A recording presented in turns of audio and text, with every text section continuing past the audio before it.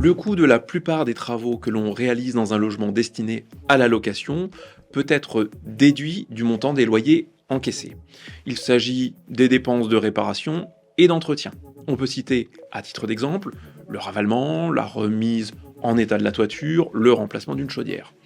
Sont également déductibles les travaux d'amélioration. Il s'agit par exemple de l'installation d'un ascenseur, de travaux de raccordement au réseau d'assainissement ou bien encore de travaux d'aération des pièces d'eau.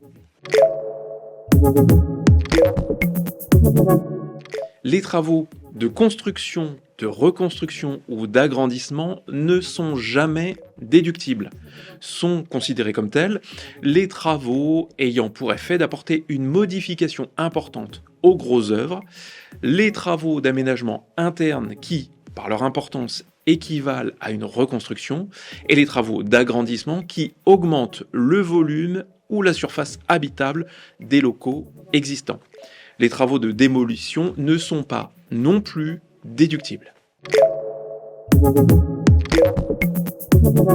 Après imputation des travaux sur vos revenus fonciers, si un déficit foncier apparaît, ce dernier peut, en principe, être imputé sur vos revenus. Ainsi, les déficits fonciers provenant de dépenses déductibles, autres que les intérêts d'emprunt, subis au cours d'une année d'imposition, s'imputent en principe sur votre revenu global dans la limite annuelle de 10 700 €. Si le revenu global est insuffisant pour absorber le déficit foncier plafonné à 10 700 €, l'excédent est imputable sur vos revenus globaux des 6 années suivantes.